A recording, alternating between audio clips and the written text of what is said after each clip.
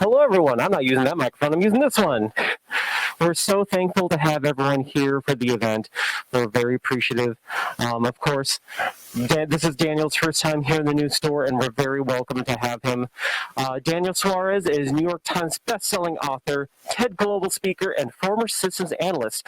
His unique brand of high-tech fiction explores the causes and impacts of rapid technological change. The author of 7 novels, he has a track record of anticipating what's next, and his latest book, Critical Mass, Vanna Whiting this right now, brings readers on a daring journey to new frontier of private space exploration. Second book in the Delta V series, Critical Mass realistically portrays humanity's urgent transition from an Earthbound to a space-faring civilization and brings home why that's critical to our future. If you have any questions, which I hope you do later on the program, we'll have a Q&A after the discussion. Same thing for you virtual audience. If you have any questions you want to ask, there's going to be a link to ask those. We will have the registers open until everyone leaves today if you would like to get any more of Daniel's books. If those who are watching virtually right now want to order, if you want some personalizations, make sure to call the store right now. But if you order online, we'll make sure to get you some signed copies at least. Without further ado, Daniel Suarez! Thank you. Oh my gosh. This is so odd after, hello, also those in virtual land. After years being sort of shut in to be out again and see readers. One thing I will mention, Nick, I have to do this for people presenting the book, to not tell people to hold it like that. Because that's happened more than once. But, yeah, I should have said it before. But again, it has been 4 years almost since my last book. A couple of things have happened since then, as you all know. It was more difficult to do research there for a while. I normally, for those of you familiar with my work, you know that I do a deep dive on different topics for each book, whether it's genetic editing, lethal autonomy, robotic weapons, cyber war, or in this case, private space exploration. And these books, I was thinking about this with Michelle, my wife. We were talking about, I think I've been working on the research for these books for about 8 years total. Speaking with various people, I'd long had an idea that I wanted to do a book that, or a series of books, that told the story of how we would become a celestial civilization, how we would actually expand human civilization into space from where we are here in the present to that future. Because, you know, we all see this in sci-fi, popular sci-fi. We see, 300-400 years or 1,000 years in the future where it's a fait accompli. There are space, huge spacecraft, colony ships, off-world colonies, whole other planets and stars settled. But how do we get there? And that's what I was thinking about. And it turns out that that was a difficult question to ask. I really wanted to get good answers, solid answers. So I took the years necessary and I bothered all sorts of people in NASA and private space and elsewhere. So what I'm going to do tonight is I'm going to talk for about 10 or 15 minutes. I've probably burned 2 already. And I'm going to talk about why and how I wrote Critical Mass. I'm going to talk a bit about the characters in the story. And then I'm also going to do a short reading of what I'll call bonus material that is not in either of the books. But I'll say it's sort of an interstitial piece that connects them.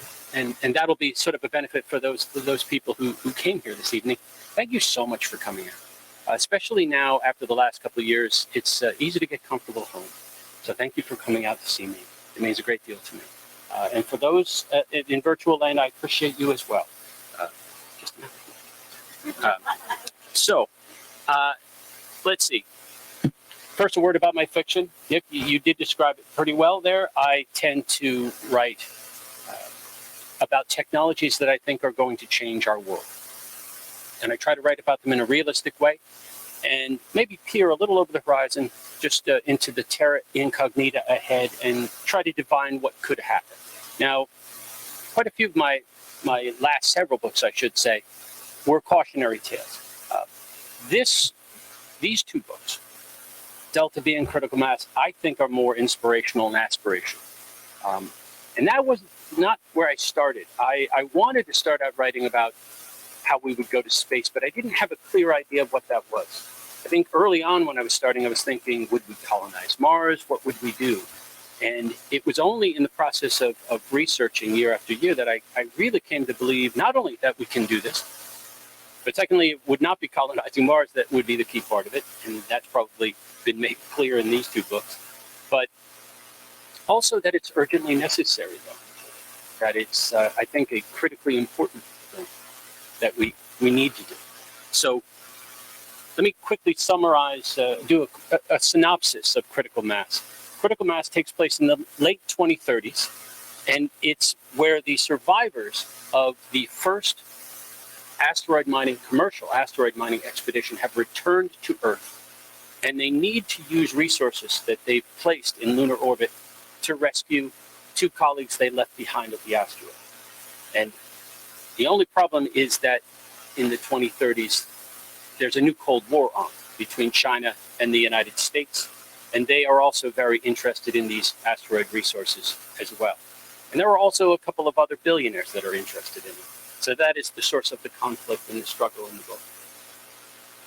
Delta V is the first book, and you don't have to have read Delta V to enjoy critical mass, but I think it adds quite a bit to it.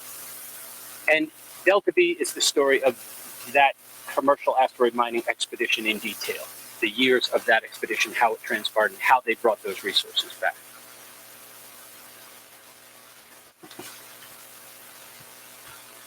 So again, what I try to get at in these books is I try to use real science, because so often I see in sci-fi where you see technobabble, where they talk about reversing the polarity and all that stuff. And very early in my career, I decided, I won't say what book I was reading, but I thought, this book would be really cool if they used real technology and real science. And why don't they? And so that's what I've tried to do here, is I've tried to marshal the best, or at least a way. It's not the only way that we could go to space, but I think this is a truly a potential way that it could be done. And I've also written 2 books on space in a row. And we were just talking, John and I, about when I'm going to get back to this book or another.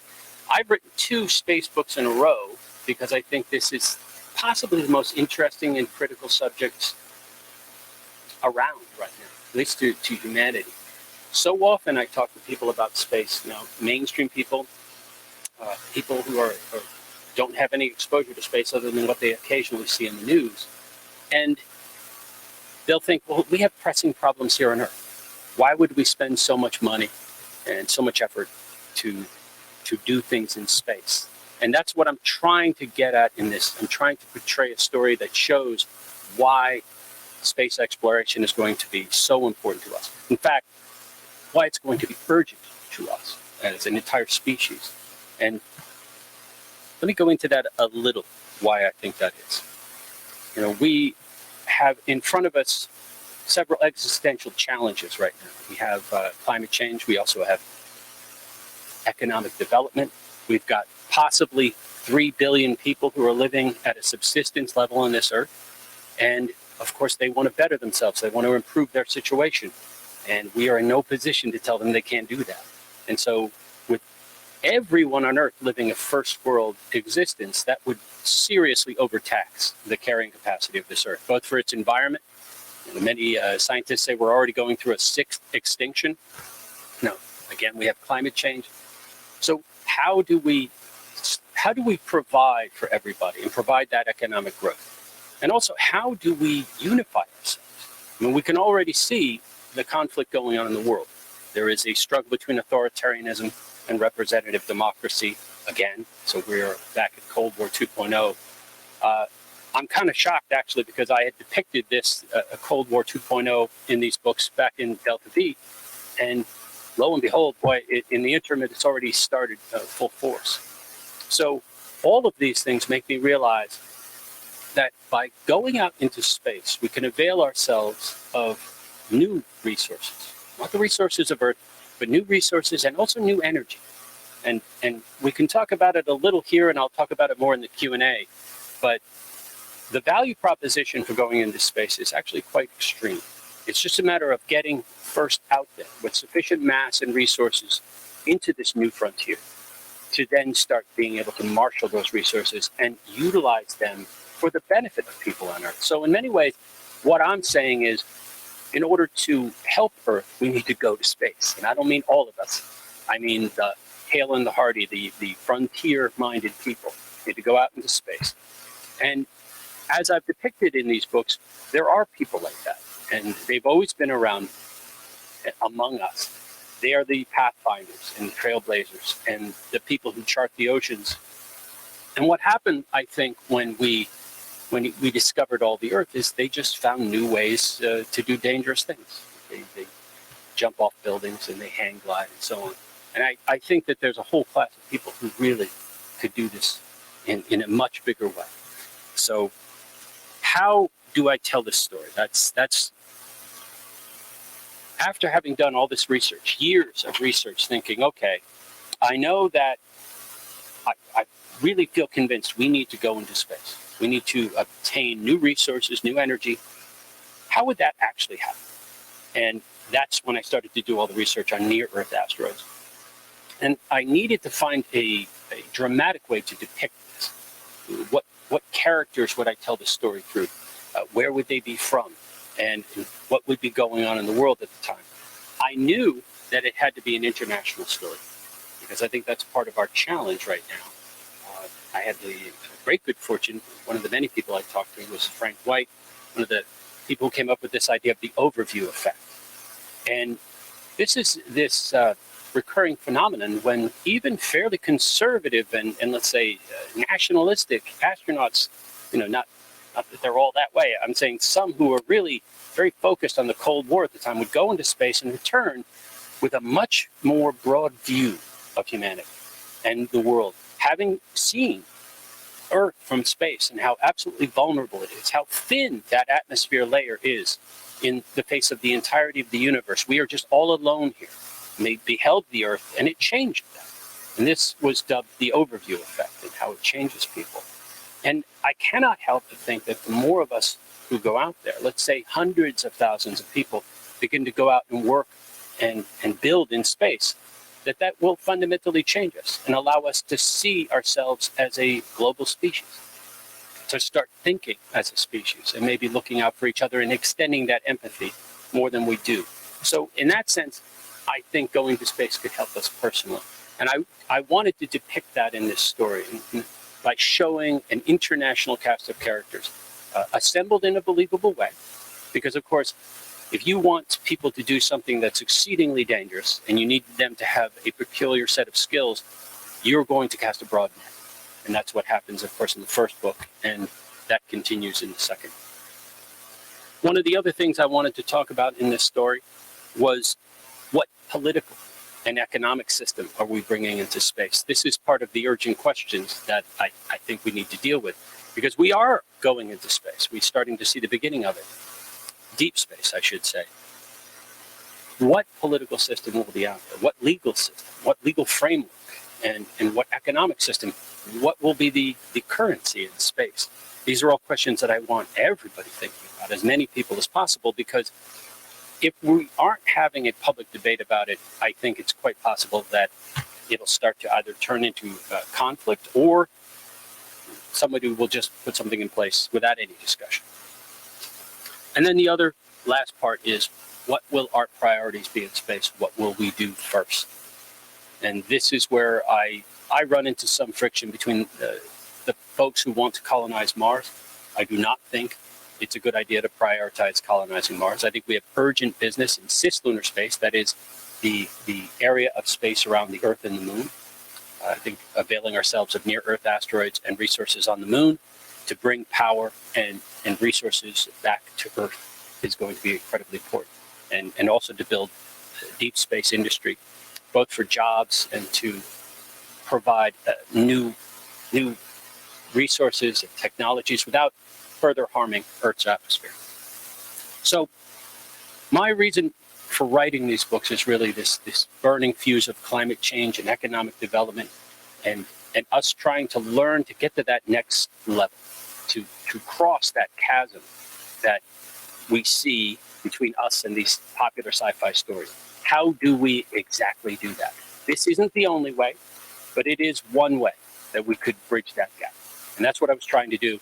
And in the process of writing this, I am actually much more optimistic about our future. I actually am filled with optimism. I'm almost frustrated because I think there is so much potential for us. There are a great many startups that are working on this now. I've talked to most of them, and I think there will be many more in the years and months to come. So with that, what I'd like to do is quickly read this message from the billionaire Nathan Joyce. Now, Nathan Joyce was a character from the first book, Delta V. He also makes an appearance in Critical Mass. But he was a billionaire who funded the original Delta V Constantine expedition to the asteroid Ryugu. And he did it with questionable financing, but he was a polarizing character, and he had a rather, let's say, a tortured relationship with the truth. So he was a charismatic billionaire who sometimes told lies. And so, like I said, that's fiction. This is a message that he had for his detractors. At some point in the year 2038, which is about the time that this begins. He was not alive at the time, but the message goes like this. When they discover what I've done, I know what they'll say. They'll say I'm irresponsible, unethical, that I gambled with people's lives. And all that is true. But you need to know this. I didn't do it for money. At least not for me. As for sending people into danger, my people knew exactly what they were signing up for. And they chose to go anyway. That's what you don't understand. Almost the entirety of human history is a story of our grappling with danger, not hiding from it. Our ancestors hunted creatures far larger and more dangerous than themselves. They tamed fire. They honed their minds to fashion tools that conveyed our species into every corner of the world, century by century, expanding our domain, charting the oceans, climbing the mountains, venturing beyond the map without assurance of safe return. Not everyone does this. Only a rare few of us. It was the adventurers among us who took on the risks, physical, professional, and personal, necessary to open new frontiers, while the vast majority of us settled down and built civilization in their wake. We've told stories about their exploits around campfires for thousands of years. They were our heroes who became our myths, and they gave us hope for a better future, until eventually the entire Earth became known to us. And when all the oceans had been charted, all the mountains climbed, and the wilderness mapped, humanity became hypnotized by the illusion of safety. But in the absence of new frontiers, and in our safety-obsessed modern world, adventurers simply invented new ways to risk their lives for fun. They flew wingsuits off of cliffs. They climbed skyscrapers. They dove deep into oceans. They raced fast cars. It's in their nature to find the edge. All they require to fulfill their true purpose is a frontier. So I decided to give them one. Yes, I broke Earth's laws, and I may have misled my investors, but I will let history judge me. Because if we remain here, isolated on this fragile planet, we will eventually poison our beautiful home. To produce the clean energy necessary to save this world and all the people and creatures on it, some of us must go into danger. Fortunately, they already know who they are. They always knew. We've been talking about the crisis facing us long enough. The window of opportunity is almost closed. I decided it was time to act. So I built a spaceship and I found a crew, and by the time you learn of this, they will have departed. As they have throughout history, the adventurers among us will find the way. And while we squabble here on Earth about solutions, they will take action. They will teach us what humanity is truly capable of. And through their courage, make life possible and livable for us all and for countless generations to come. So if I am guilty of anything, it is of investing in our future. I'm no adventurer or rocket scientist, but I know risk. And humanity remaining here on Earth is the riskiest bet of all. So with that, I'm happy to entertain questions about either Delta V, critical mass, or general interest questions. Anybody? Yes.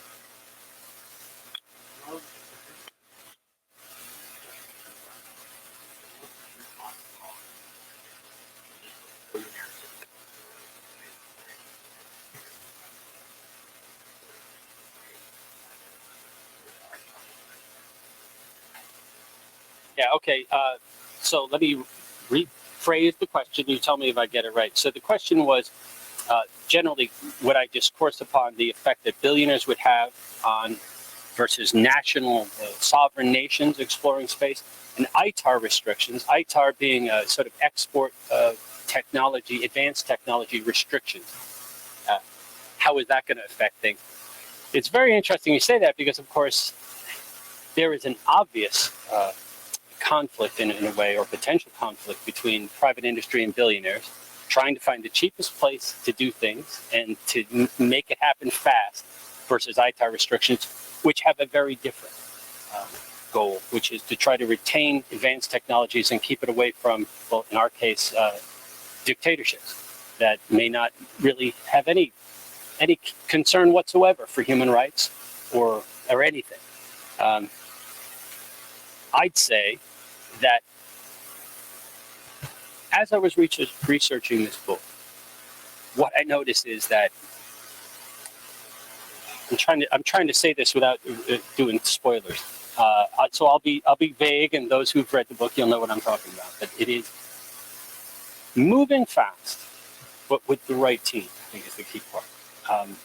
Nathan Joyce, the character, the billionaire from the first book, he obtained money from some very unsavory people, and that caused massive complications. And what I wanted to explore from the very beginning was that strain, that conflict, potential conflict between authoritarianism and representative democracy. Let's say human rights, rule of law, all of those things, having a say, having some agency, all of those aspects that I consider part of Western culture. And this was sort of an uncomfortable question, I think, to ask up until February 24th of last year, when the Ukraine war started. It was, I think, met in some quarters as almost like a kind of a rude thing. Like, well, we're trying to all get along. There's a global economy.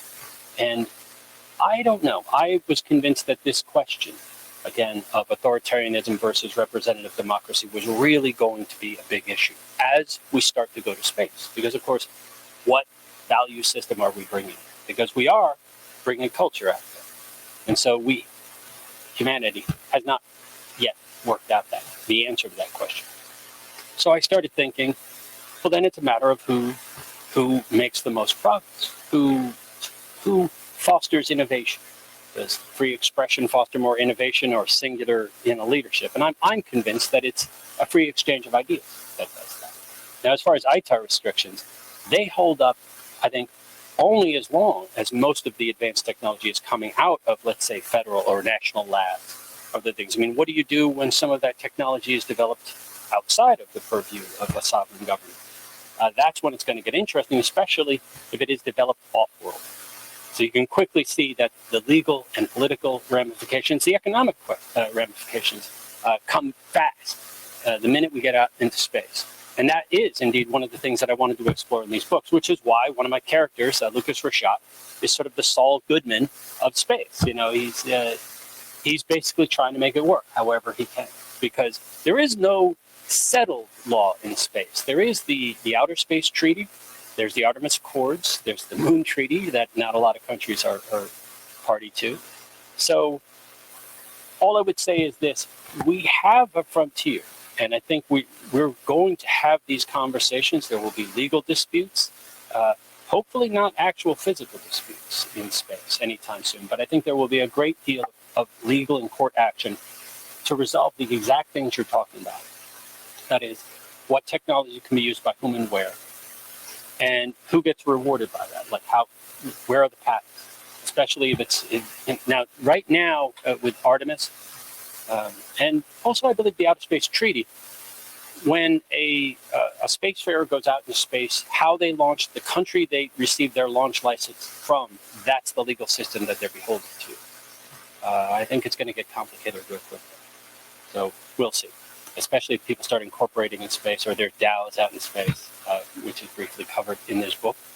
So I wouldn't say Wild West for this reason.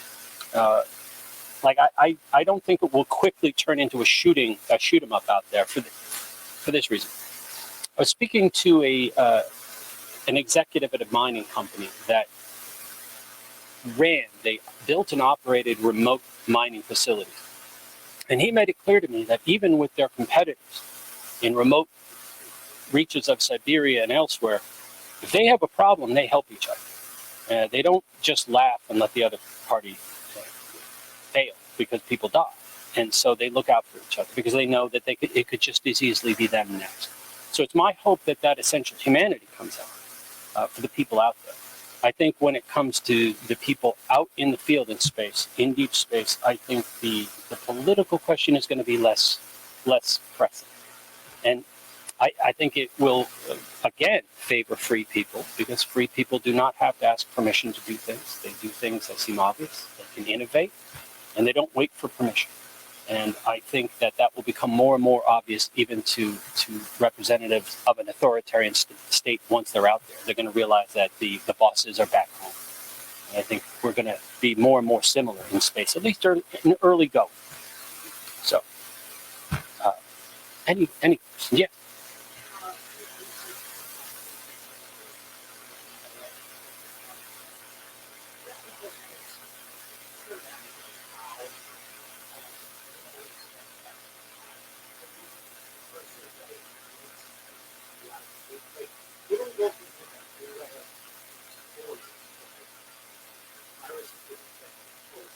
I hear you.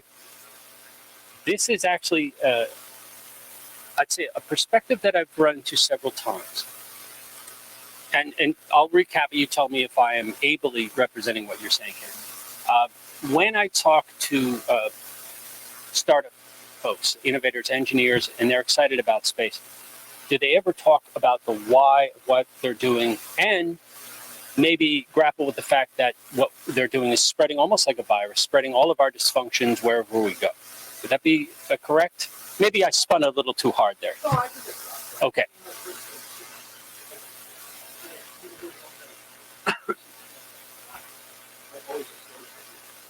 Yes. Yes, as a matter of fact, from that brief snippet, I made it very clear. We insist on it. Yes, we get around.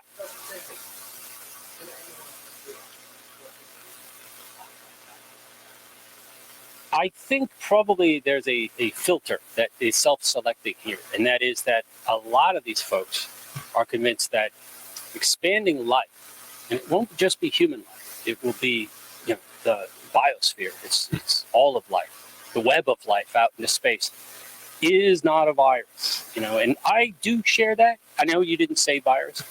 I think it's the natural inclination for life to want to expand. And we're a unique species in that we can be stewards. I several times, and it is vocalized in this book by one of the characters, have thought about us as stewards. The fact that we understand where we sit in the food chain and in the biological system here on Earth, and that we have deeply affected it, and we have to kind of fix some of the damage we did. We have to try to help convey it and expand it, because these other creatures are completely not dependent on us, but vulnerable to us, certainly, and to our whatever dysfunction we have. Now, if you look at the fossil record, if you look at the Permian extinction, it would not be the first time most of life had disappeared. I mean, it happens from time to time. But we'd be the first, well, as far as we know, the first species that could go out and step out of that enclosed system of the Earth and help make a permanent record of it and expand it through the cosmos, to recreate our biosphere in a artificial vessel and then convey it. elsewhere. I do not view that as a bad thing, and I think that that is a very common view among innovators and entrepreneurs who start space companies.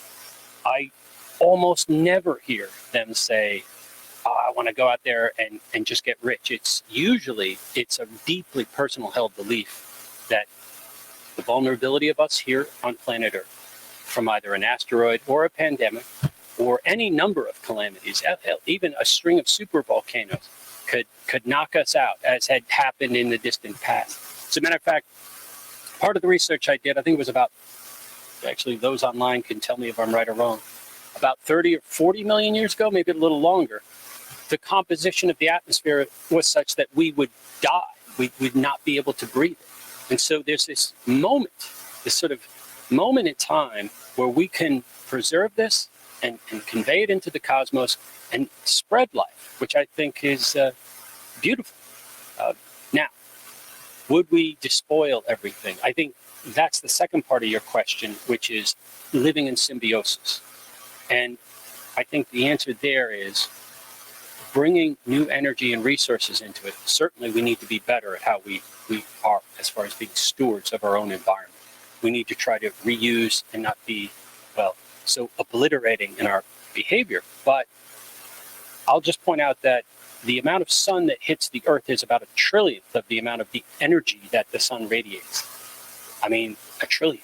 That is really just jaw-dropping. When I saw that, I read that, I thought, well, there's a little energy that you could work with that is not currently being used.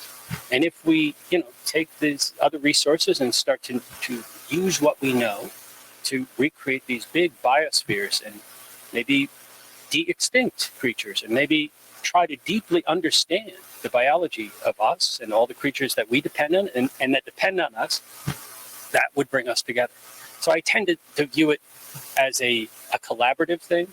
And many of the space entrepreneurs I spoke with have those sorts of beliefs, that they want to do this positive thing. They view it as a positive thing. And they don't view it necessarily as spreading like a virus throughout the systems. And one other thing I'll say, I got to stop answering so long. In his book, High Frontier, Gerard K. O'Neill, this is a 1976 book that was just absolutely pivotal to me as a young person. He pointed out that static societies, that is, societies that try not to change, try to keep everything just the way it is, and let's say we were in perfect symbiosis, they're some of the most intolerant and strict societies in the world and in history. They're deeply intolerant societies, and they have to be, because, of course, if you don't want anything to change, if you say don't want people using too much, that's the way they become. So they don't become dynamic, and they do not foster free thought. So that stuck with me to the point where here I am, like 40 years later, telling it to you. So.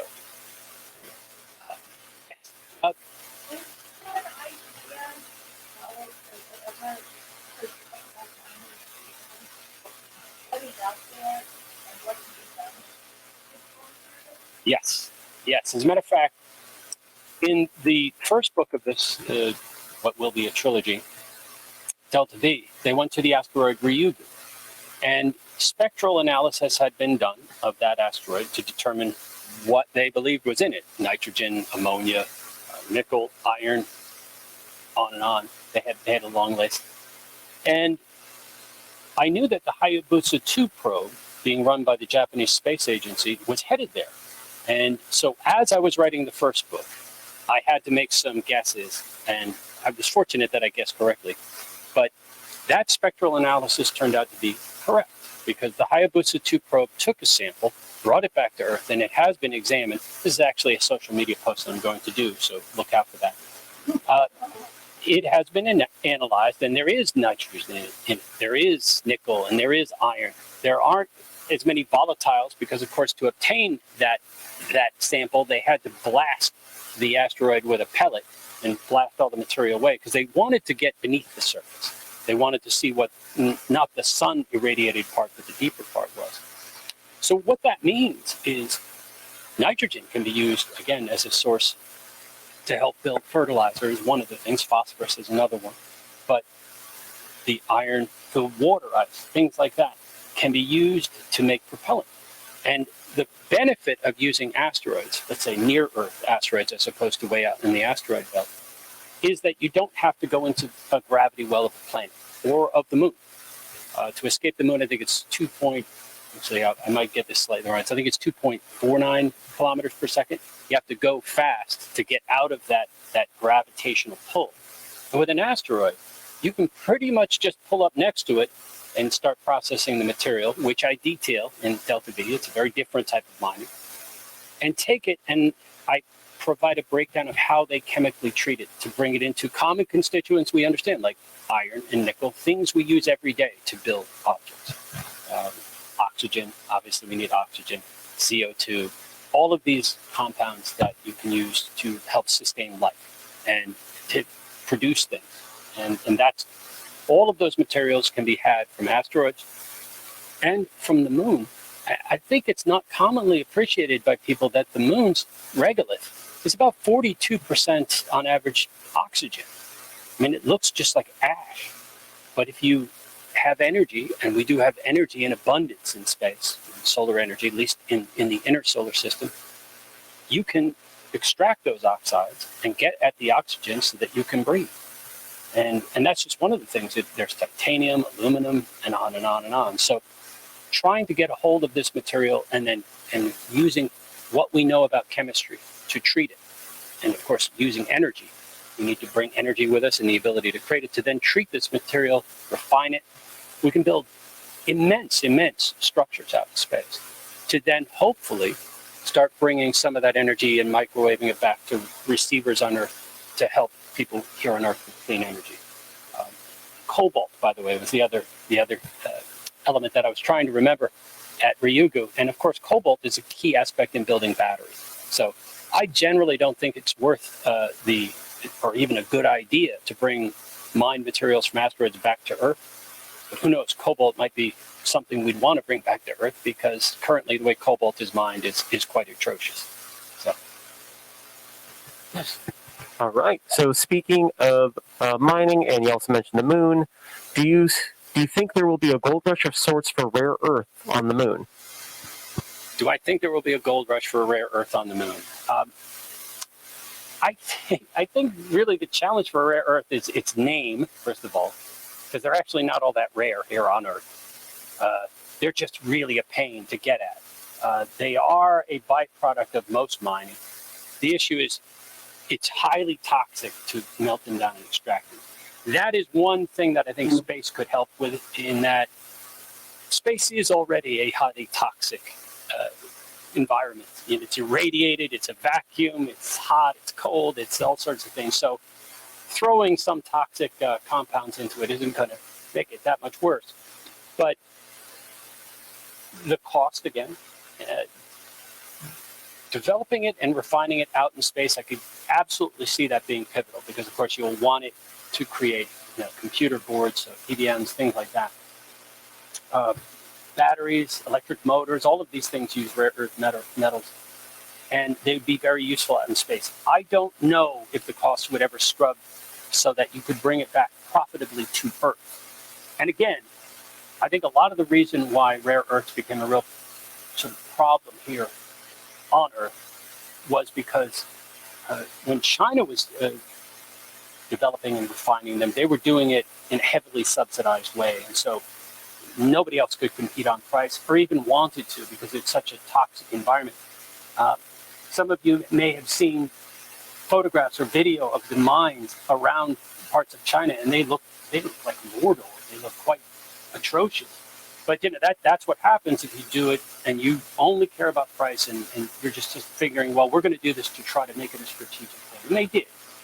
What happened eventually was I believe, I can't remember the year, it's maybe 10 years ago, maybe less, they tried to leverage Japan a bit. They had a diplomatic spat, and they withheld rare earths from them.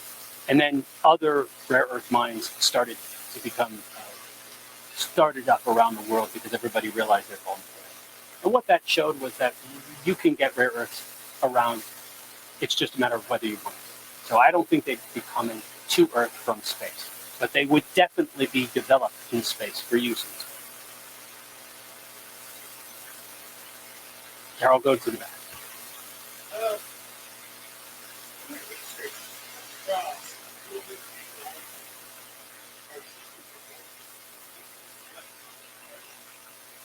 Oh boy, several.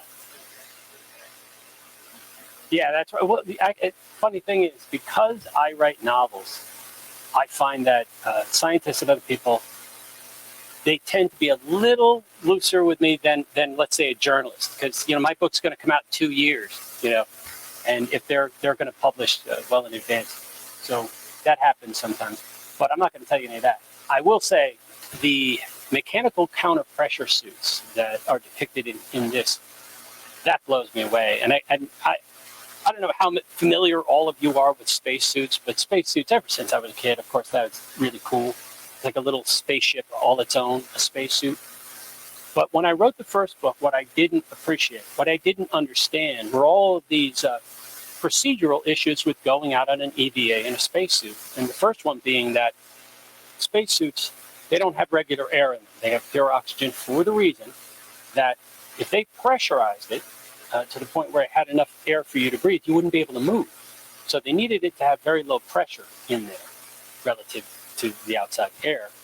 And so they made it pure oxygen. And because they made it pure oxygen, that means before you get in the suit, you have to pre-breathe for several hours, like 2 hours, to make sure all the CO2 or the nitrogen gets out of your blood, so you don't get the bend when you're in that low pressure inside the suit.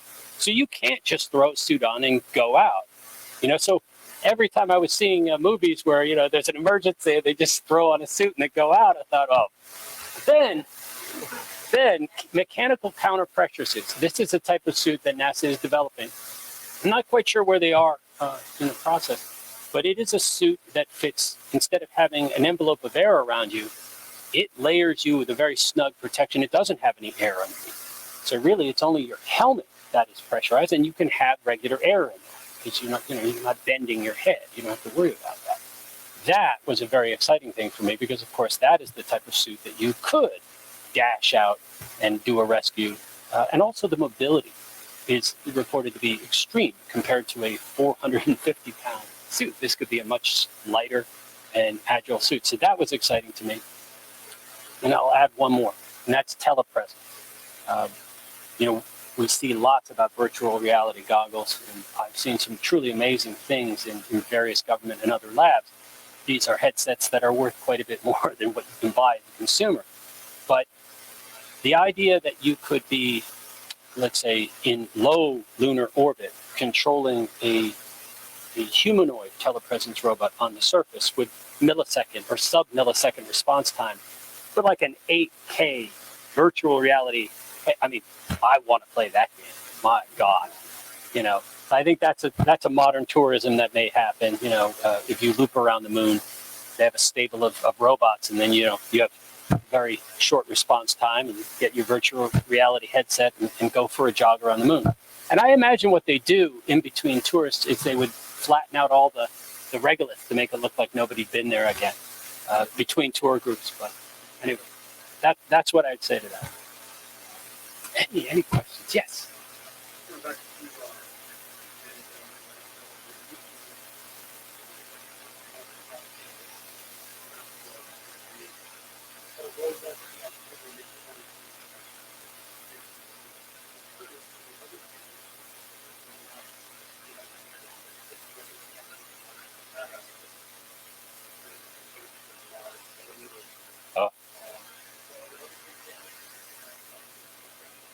Okay, so the question is, Ryugu in Delta V is a good candidate for mining, and again, that's true. It is, I think, AstraRank.com ranks it at about $89 billion worth of what have you.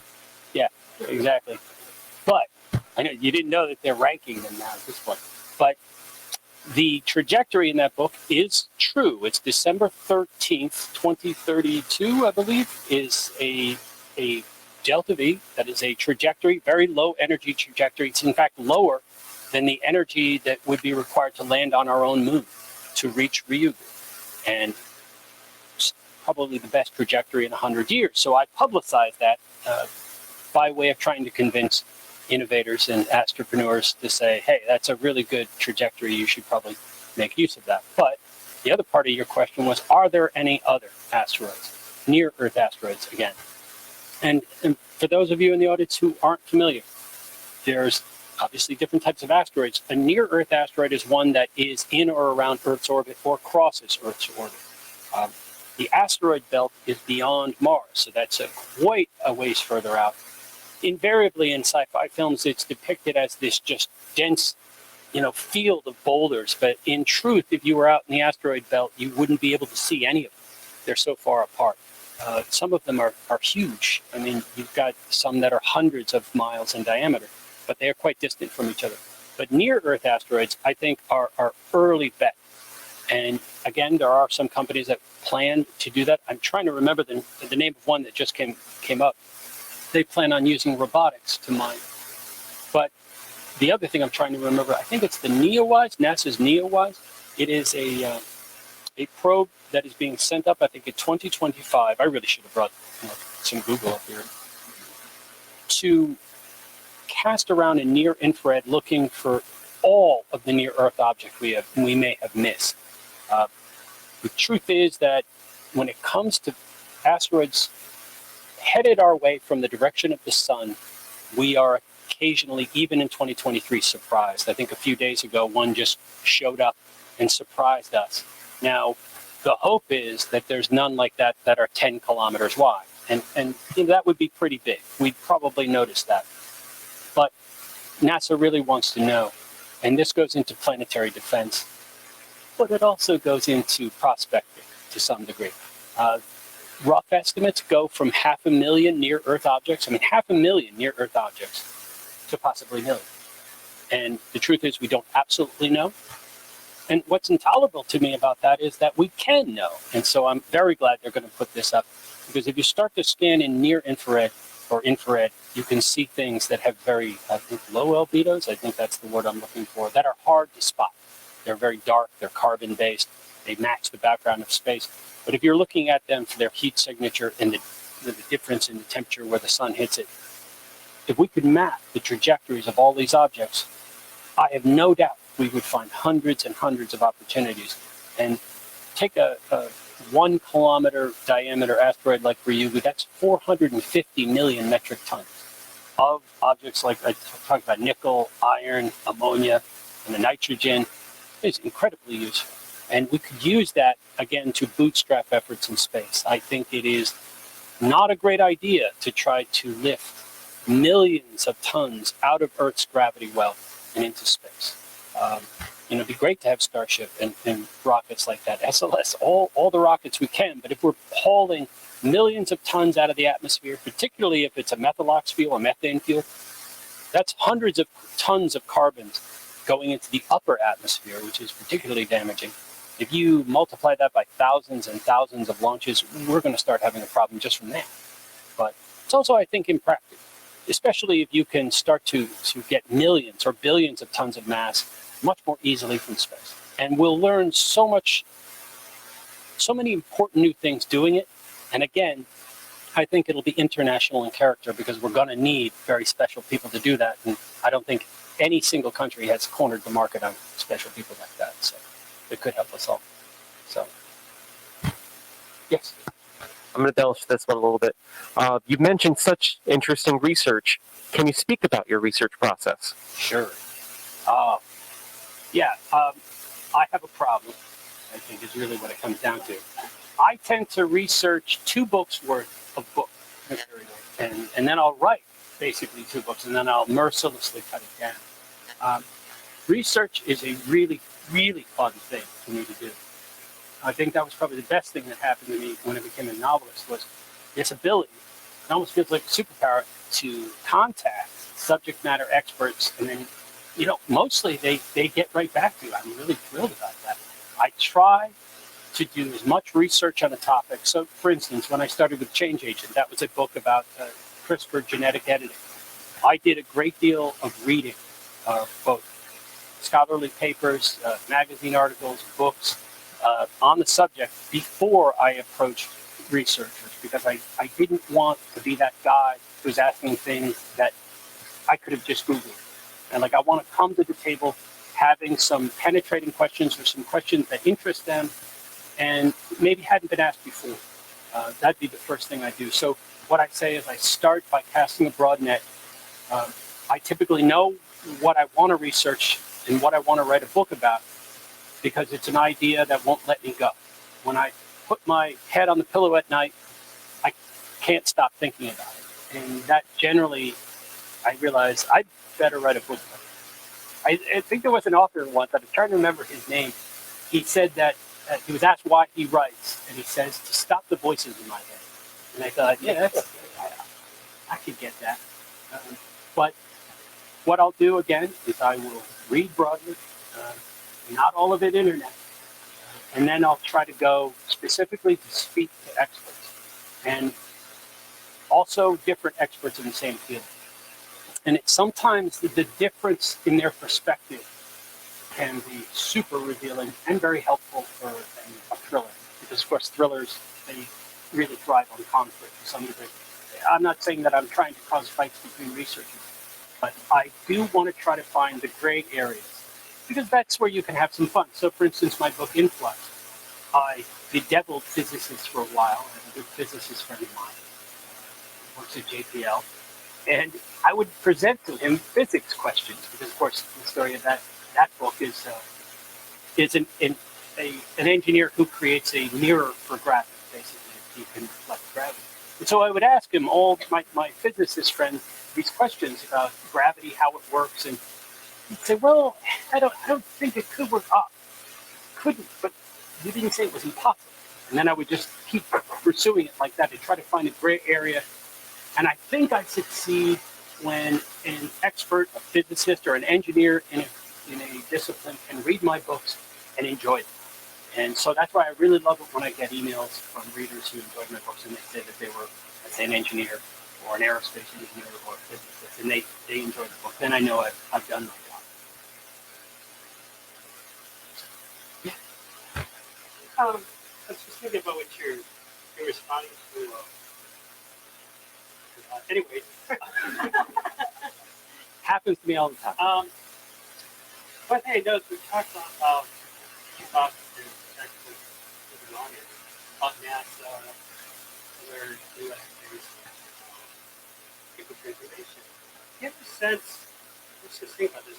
Most of my news, I think, I look at the U.S. and watch the BBC. Do you have a sense that other countries already support space, or do they just feed off of what we collect and we do there?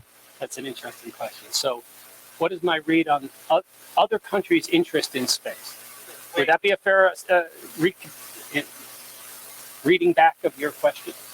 Yeah, in the sense of not just exploration, but just a sense of adventure too. Okay. The sense of adventure part, I don't know. There's a long time ago after all this. It's weird. That seems to be coming back with private industry in a way. When you see a lot of the startups, what you see are a lot of people who I don't want to say are refugees. Let's say retirees from NASA. People who worked for many years on projects. And again, this was a great source of research for me. Delta V and critical mass are chock full of research projects that were canceled by NASA or JAXA or somebody, ESA. Projects that I just thought, like the asteroid return mission, is a great one. But if you come across other information from other countries that kind of said, oh, they're doing this here, that's really different from that, or anything like that, yeah. Well, because you kind of centered right here in the U.S. made more sense. It does. I will also say it's partly because NASA, as a civilian agency, is more forthcoming than many other space agencies. Now, actually, it's not entirely fair because ESA is pretty good at it. And it's not even like I think it's almost a cultural thing, or maybe it's even a staffing thing. I would say this. I'm going to be careful because I know there's a live feed. Love JAXA. Love them. They're terrific. But it's interesting. They were a little tight-fisted with the results, the Ryuga results. They held on to it for a long, long, long time. And they didn't seem to put out interim, it was just, well, we got it. Great. How did it turn out? We'll be back in a couple of years to tell you. And that's not quite what NASA does. NASA, they've really got a good public outreach game. ESA does as well. And then there's, you always have to factor it into whether it's propaganda too. So there's China as well. What they put out, they want everybody to consume in a certain way. So I don't know. I'd say that the American view of space is shifting. That adventure, that sense of adventure, I would say, is more in the private sector. There's lots of people in NASA who want that, but the way NASA is funded makes it difficult. So I'll share this part, which is that I know a lot of people have problems with SLS. They call it the Senate Launch System, the big rocket. And yet, I think it's very important that the United States have a rocket for a country of our size, that we have a government rocket. Now, we still have the Falcon 9. We will probably soon have the Starship and the New Shepard, is it? New Glenn, and several other private ones as well. But I do think it's very important that we have a national rocket. And so the fact that that was built inefficiently is because that's how Congress funds it. They say, great, we're going to give you $8 billion and you're going to do this work in 34 different congressional districts because, that's how you're going to get funded. And so to blame them when it's not efficient, I think is unfair. And in particular, that recent mission was just amazing. And then there's James Webb, which, my God, we're talking about a Christmas present. Again, this is the replacement for Hubble. Not even replacement, because Hubble's still going. But NASA does some amazing work considering all of the hindrances they have. So I don't know. I'd say there's plenty of adventurers, but they are adventurers in bureaucracy, let's say. Whereas the innovators can just point at the sky and say, I want to do this.